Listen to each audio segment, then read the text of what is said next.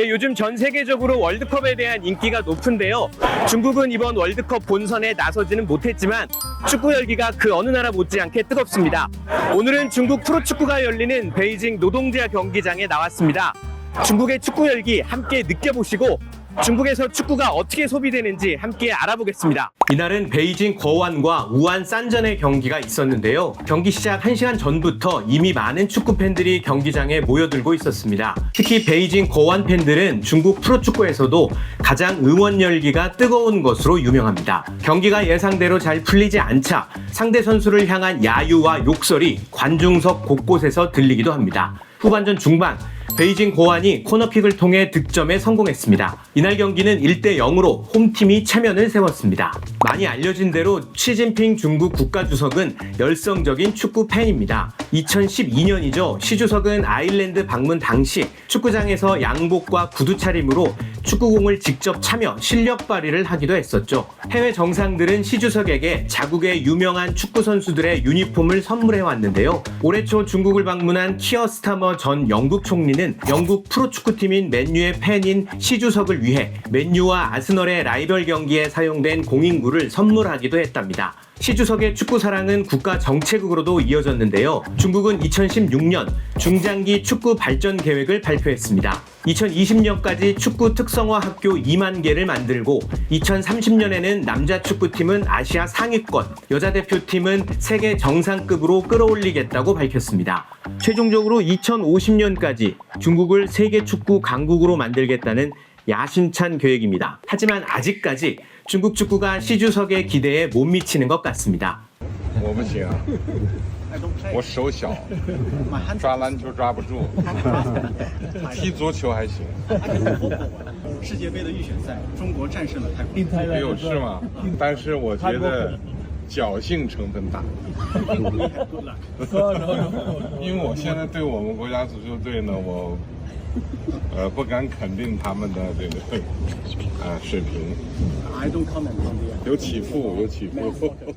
중국이 월드컵 본선에 진출한 건 2002년 한인 월드컵이 유일합니다. 이번 북중미 월드컵은 참가국이 기존 32개국에서 48개국으로 확대됐는데요. 확대 방침이 발표됐을 당시 스포츠계에서 영향력이 큰 중국의 본선 진출을 위한 꼼수라는 비판이 나오기도 했었죠. 하지만 정작 축구 대표팀은 이번에도 본선 진출에 실패했습니다. 인구 14억 명의 스포츠 강국 중국이 축구에서만큼은 실력이 뒤처진다는 사실이 세계 4대 미스터리다, 이런 우스갯소리가 나올 정도입니다. 중국 축구대표팀이 본선에 나서지 못했으니 그럼 중국인들은 월드컵을 즐기지 않느냐? 그건 아닙니다. 중국 매체들은 이번 월드컵에서 중국과 관련된 내용들을 쏙쏙 짚어내 대내외 홍보에 적극 활용하고 있습니다. 大家好，我是2026美加墨世界杯裁判马宁。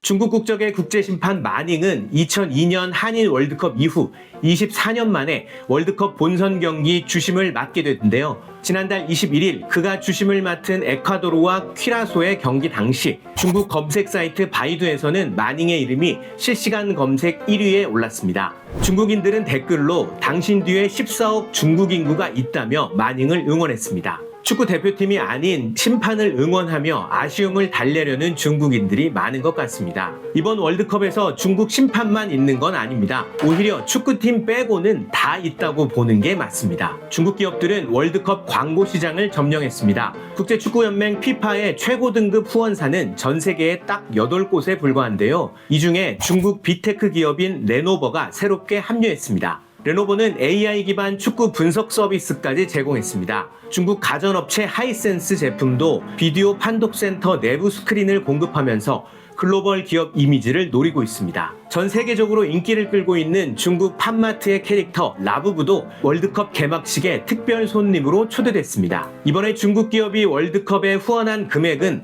5억 달러, 원화로 약 7,600억 원인데요. 미국에 이어 두 번째로 많은 금액이라고 합니다. 사실 중국은 대회가 열리기 전부터 월드컵 특수를 누렸습니다. 세계 최대 슈퍼마켓이라고 불리는 저장성 EUC 이야기인데요. 2022년 카타르 월드컵 당시 전 세계에서 팔린 월드컵 상품의 절반 이상이 EUC에서 생산됐다고 합니다.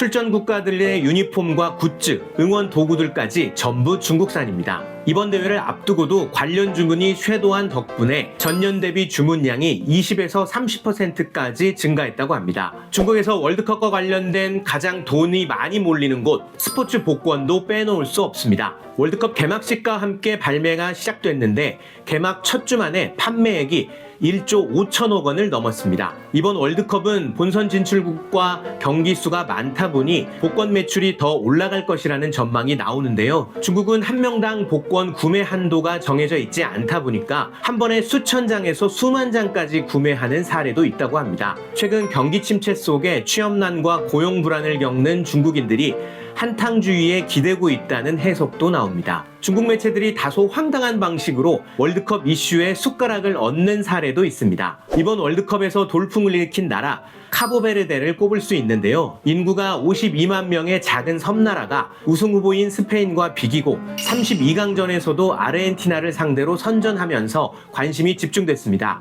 그런데 중국에서는 카보베르데가 월드컵에 진출할 수 있게 도와준 게 중국이라는 얘기를 하고 있습니다. 2013년 중국 건설업체가 카보베르데의 수도에 축구 경기장을 지어줬는데 건설 비용 일부를 중국 정부가 지원했다는 얘기입니다. 같은 축구 약소국인 중국이 카보베르데의 선전을 응원하는 건 좋지만 과도한 자화자찬이라는 비판이 중국 내부에서도 나오고 있습니다. 이번 월드컵은 한국에게는 큰 실망감을 안겨준 대회가 됐습니다. 중국 매체들은 한국의 32강 진출 실패에도 주목했는데요. 한 관영 매체는 축구협회와 홍명보 감독에 대한 한국인들의 비판이 과도하다는 해석을 내놨습니다. 그러면서도 한국 팀의 전력이 점점 형편없어지고 일본 팀과의 격차도 벌어지고 있다고 평가했습니다. 다른 축구 매체는 한국 유소년 축구팀의 경기력이 떨어진다는 점을 언급하며 몇 년 안에 우리는 한국 공포증, 즉 공안증을 완전히 극복할 수 있을 것이라고까지 주장했습니다. 실제 중국 축구에서 변화의 조짐이 보이고 있습니다. 중국 17세 이하 축구대표팀의 에이스였던 완샹 선수가 세르비아의 명문 지베즈다에 입단했습니다. 또 중국은 올해 열린 23세 이하 아시안컵, 17세 이하 아시안컵에서 연달아 준우승을 차지하며 기대감을 높이고 있습니다. 중국은 월드컵 본선 진출이 단 한 차례에 불과한 축구 변방입니다. 동시에 글로벌 축구의 큰손이기도 합니다. 현재 중국의 피파 랭킹은 91위. 이번 대회를 기준으로 중국이 본선 참가국인 48개국 안에 들려면 순위를 2배 이상 끌어올려야 하는데요. 과연 중국이 4년 뒤 월드컵에서는 남의 잔치가 아닌 중국 축구팀의 잔치로 만들 수 있을지 궁금해집니다. 다음에는 더 재밌는 소식으로 찾아오겠습니다. 짜이젠!